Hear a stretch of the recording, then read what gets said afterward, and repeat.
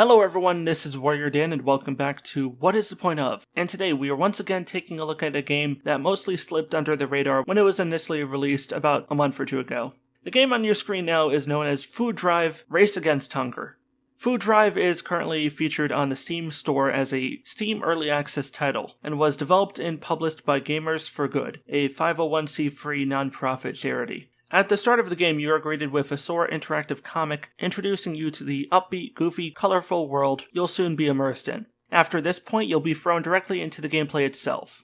Food Drive is a top-down driving fetch quest game, similar in nature to older driving titles such as one of my childhood favorite classics, Crazy Taxi. But in this case, instead of driving people one place or the other in order to receive a time bonus, as was the case in Crazy Taxi, here in Food Drive you are given a set amount of time and assigned with the task of picking up crates containing food and delivering food to homes scattered around the city. You can navigate your way around the city using your mini-map, visible in the bottom right corner of the screen. This will point out relevant points of interest to the player, such as your drop-off locations, supply drops, which effectively reload your ammo count, and the location of hearts, which you can pick up, presumably to then sell on the black market in exchange for more food and supplies to deliver, because that would make for an awesome, if not very dark, metagame. Once the time expires, the game will award you points based on your performance within the time allotted to you. For every 10 deliveries made, you receive 1 point. Every 10 points you'll be able to unlock a new vehicle from the list of available unlocks, and gameplay attributes that accommodate different playstyles. Do you prefer to spend less time going back and forth to refill on food? Well, then you can get a truck with a higher stock capacity, but as a result, you may have to trade away some of your vehicle speed in return. I had a fun time experimenting with different trucks to differing degrees of success. On the unlock page, in addition to viewing your existing cars, you can also see to the right-hand side information about the specific real-life charity that your truck promotes. This is a great way to quickly and easily promote many wonderful local charities that players otherwise might not have had cause to even know of prior to playing. By unlocking trucks, you in turn will gradually unlock 2 additional playable maps that each offer their own unique playstyles and environmental challenges. The developers do state on the game's Steam Early Access page that more maps, vehicles, and other content will be added to the game over time, in addition to more technical improvements such as bug fixes and user interface modifications. The visual aesthetic is exaggeratedly colorful, yet simultaneously simplistic in design.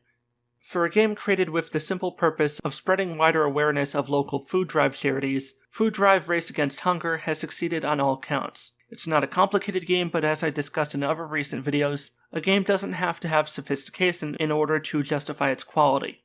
Food Drive is a simple, fun game, one that manages to spread awareness of a good cause while simultaneously being decently fun on its own. My only real criticism of it is that, while it does add a more modern spin on classic fetch quest driving games like Crazy Taxi, Food Drive does lack some of the inherent personality and quirkiness that other games historically within the same genre are renowned for, mainly due to their attention to detail, which is not present to the same degree in this instance. But hey, at least this game is not a Superman 64 situation, so I guess we can be grateful for small miracles. While this is really a minor criticism, I do feel that the game could have felt more charming if it felt like the world was occupied by more than just 1 or 2 occasional cars. Other obstacles or environmental details, like maybe train tracks that procedurally close to allow a train to pass, which in turn would force the player to find an alternate route, or maybe civilians who might occasionally use crosswalks, resulting in a similar dilemma for the player.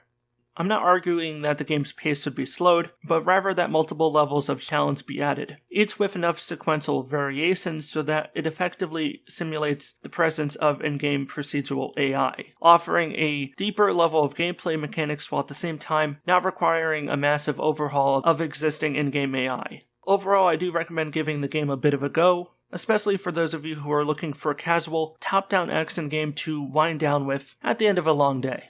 And on that note, that wraps us up for today. I know this was a short video, but this game caught my eye, and I wanted to properly address it in a what is the point of, so I hope you've had fun here.